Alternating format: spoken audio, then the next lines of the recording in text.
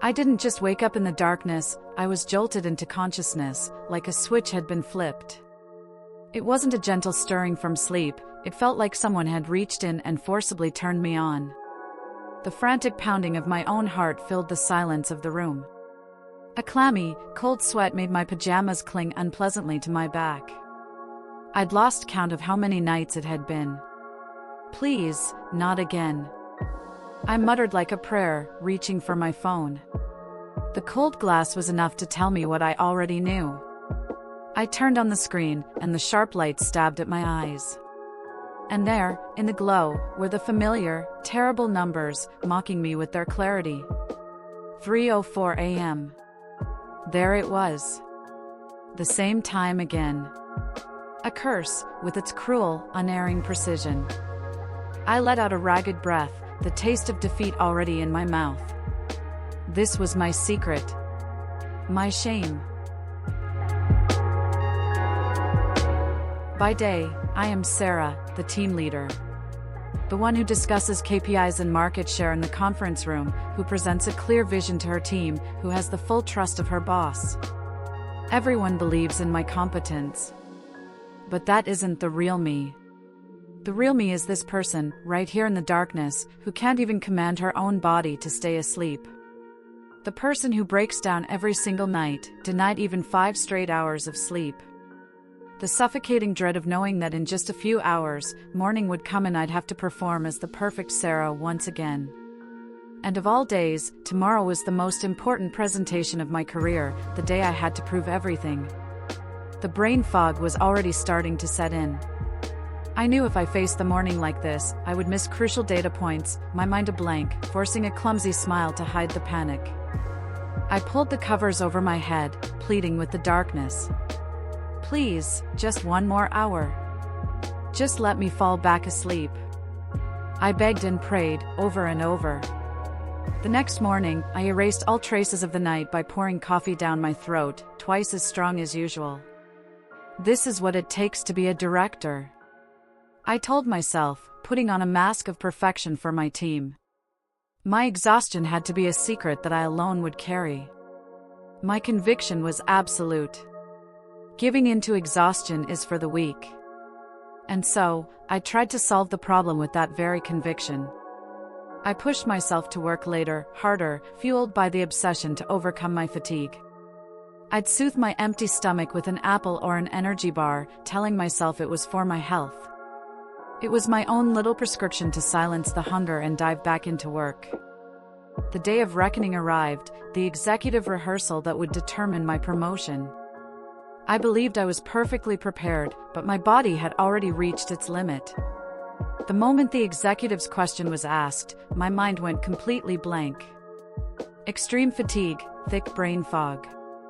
The data I had analyzed all night blurred into meaningless symbols swimming before my eyes. I stammered. My boss, who had trusted me completely, was watching me with cold eyes. Sarah, this isn't like you. This is the project I trusted you with the most. It's a problem if you show up this unprepared. It wasn't his disappointment that hurt the most, it was the trust one had betrayed. In that moment, I was no longer a competent leader, just an employee who had failed her boss's faith.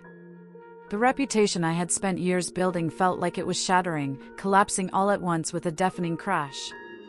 And in the noise of that collapse, I was speechless. My formula for success, my conviction, all my hard work, it was all destroying me.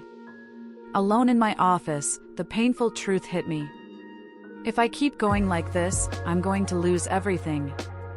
I could almost hear the sound of my lifelong beliefs shattering into pieces.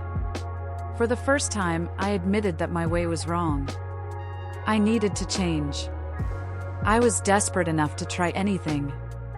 That night, I walked to the local pharmacy as if in a trance. I have to get sleeping pills. I thought. Anything. I just need something to knock me out, to force me to sleep and escape this nightmare. I was that desperate.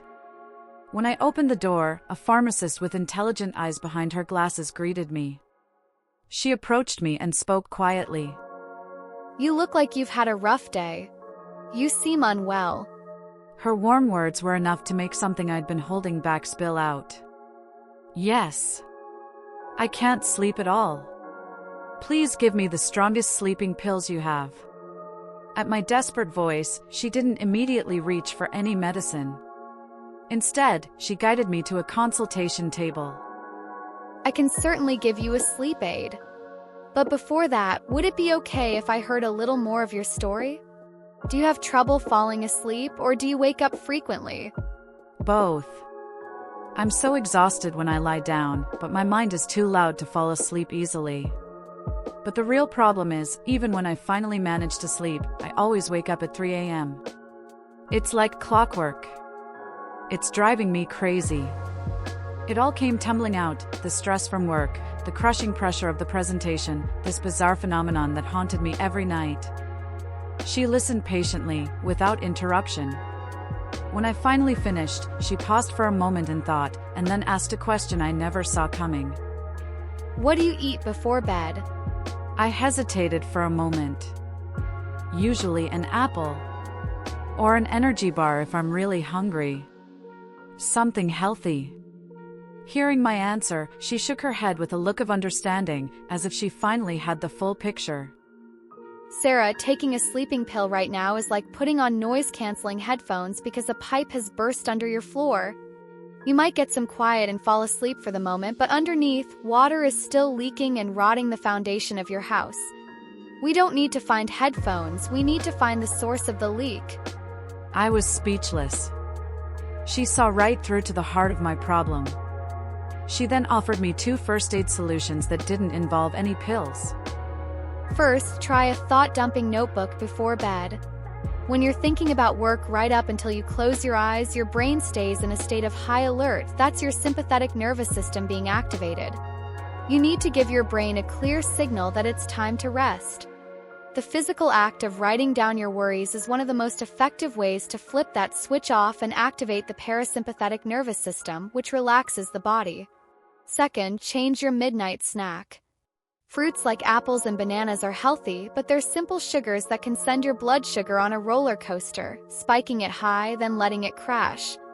When your blood sugar crashes, your body treats it as an emergency and releases the stress hormone cortisol to raise it back up. That's the real culprit that's waking you up. Instead, how about some nuts like almonds?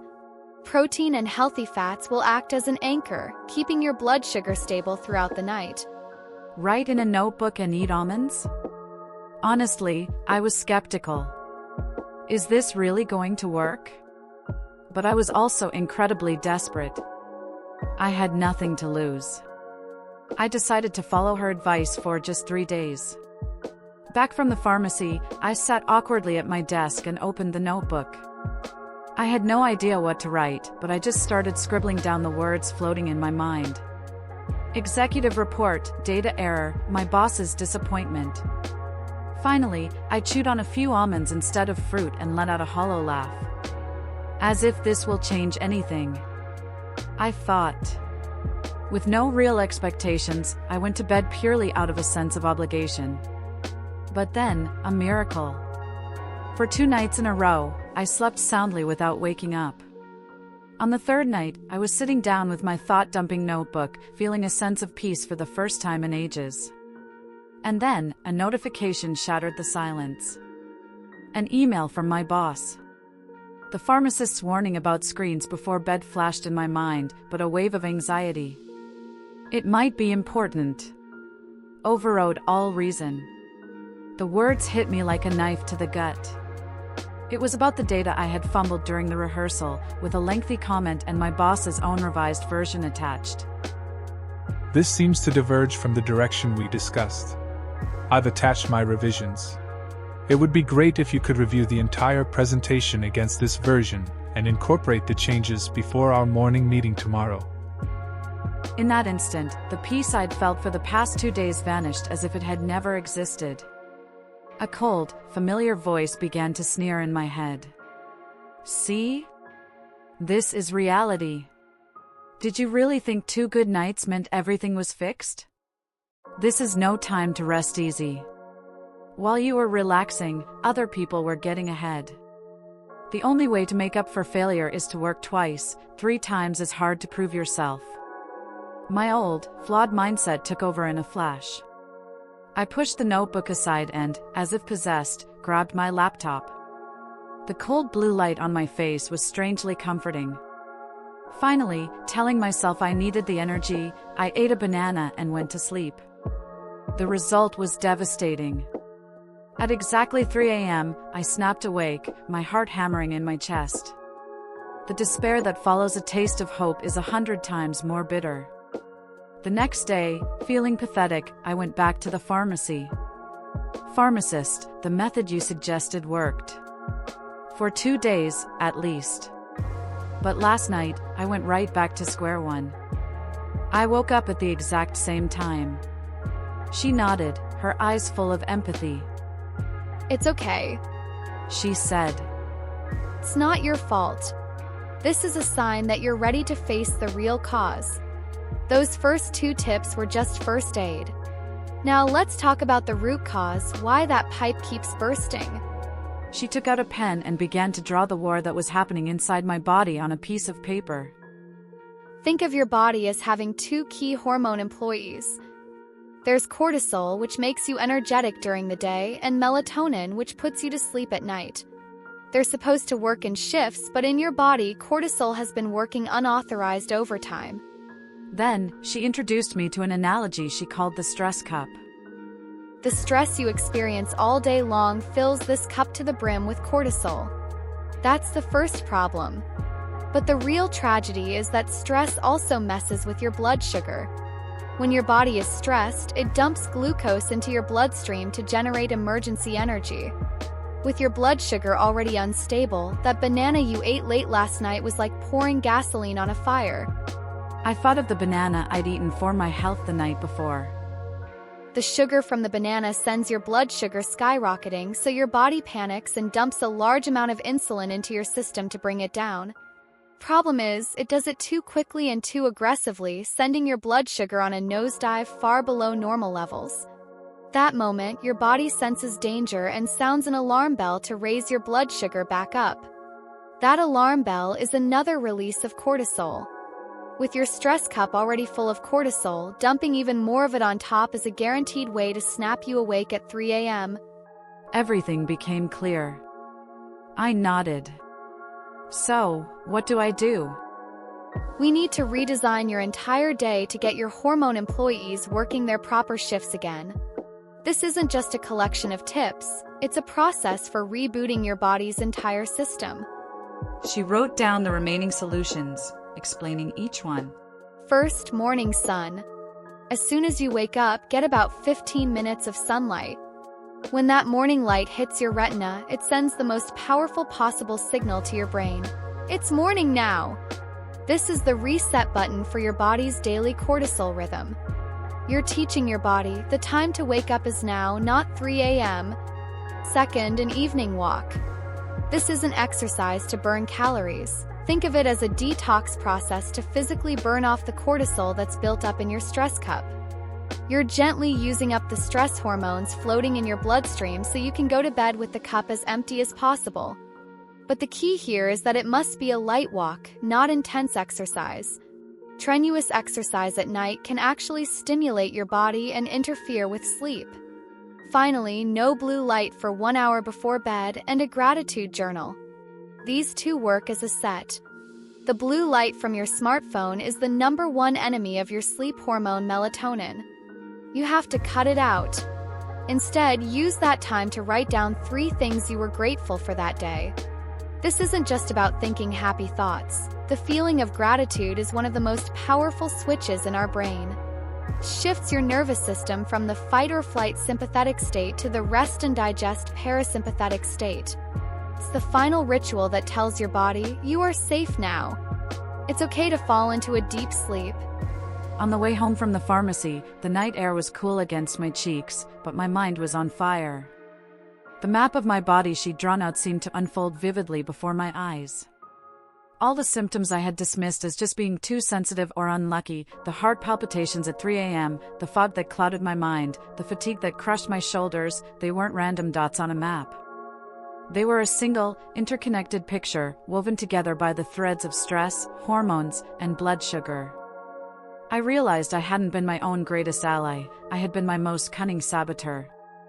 The horrifyingly simple truth that my passion, my diligence, my intensity were actually a poison destroying my body's intricate systems sent a shiver down my spine. This wasn't despair. It was the wondrous realization of someone who finally understood. It was my aha moment. From that day on, my days began to move to an entirely new rhythm. I was undergoing a new kind of treatment, not with pills or injections, but with my daily life. When I opened my eyes in the morning, the first thing I did was throw open the curtains and soak my entire body in the sunlight. The morning sun, which once felt like an enemy rushing me, was now a warm ally, resetting my body's rhythm. It felt like I was telling my body, now is the time to wake up. A light walk after dinner became the most important ritual to end my day. Everything in my life had been a process of gaining something, but this walk was the sole exception. This was a time dedicated to emptying out. I walked lightly, as if I were setting down the day's stress that had weighed on my shoulders onto the ground with each step. Every time the cool night air filled my lungs, I could feel my cluttered mind becoming refreshingly clear. Before bed, I no longer stared at my smartphone. Instead, I opened a notebook under the soft glow of a lamp. I poured out all of tomorrow's worries swirling in my head onto the paper. And at the end, I would write down 3 things I was grateful for that day. The moment my anxieties were captured in writing, trapped on the page, an incredible sense of peace washed over me. I was learning a new philosophy, not with my mind, but with my body, that self-care is the ultimate skill. The night before the final presentation, an unexpected crisis struck. A technical glitch had wiped out half of my presentation materials. My heart sank. The old me would have panicked, chugging coffee until dawn. And the next day, I would have ruined everything by showing up in the worst possible condition. But I was different now. I took a moment to close my eyes and take a deep breath. Then, in my thought dump notebook, I calmly laid out the situation and a plan to solve it. 1. Check for backup files. 2. Request related data from team leader. As the to-do list became clear, the anxiety subsided. I entrusted all my worries about the remaining work to that notebook. The anxiety was no longer in my head, it was in the notebook. I was able to go to bed with a calmer mind than ever before. The next morning, I woke up feeling refreshed after a full 7 hours of sleep. In peak condition, I calmly resolved the issue according to the plan I'd laid out the night before. I stood at the podium, full of confidence. As applause filled the conference room, I thought to myself that what I heard louder than the applause was the resilient voice inside me that had maintained its calm in the eye of the storm. I had finally learned not how to win, but how not to lose. Hi, this is PillMuse. While the story of Sarah you heard today was a dramatized adaptation of a real consultation from our pharmacy, to protect privacy and make it easier to understand, it contains a crucial medical lesson we all need to learn. And it's this: the real culprit waking you up every night might not require a prescription, but could be hiding in the smallest, most seemingly insignificant habits of your daily life. Ultimately, the solution comes down to 2 things: emptying the cortisol from your stress cup and getting off the blood sugar roller coaster. Just as Sarah did, activities like soaking up the morning sun, taking an evening walk, and using a thought dump notebook are key. Alongside these, here's the crucial switch. Instead of a carb-heavy snack before bed, opt for a small amount of protein and healthy fat like a handful of almonds. Of course, your sleep issues may stem from different causes. This video isn't a cure-all, so if your symptoms persist, you must consult with a doctor or pharmacist near you to find the precise cause. Especially if you wake up choking or gasping for air with severe heart palpitations or drenched in a cold sweat, these could be signs of another medical condition, and you should seek medical attention immediately. So, what was your aha moment from today's story? Or if you have your own tips for conquering that 3 a.m. wake-up, please share them in the comments below. Your story could be a great source of strength and support for someone else going through the same struggle. Here's what I always tell my patients. Health isn't everything, but without it, everything is nothing. Subscribe, like, turn on notifications, and keep watching this channel. Every bit of knowledge brings you closer to taking control of your health. And if you'd like to see an alternate version of today's video, featuring different cuts of the visuals used, check out my Patreon. It's all there for curious minds. Just follow the link in the pinned comment,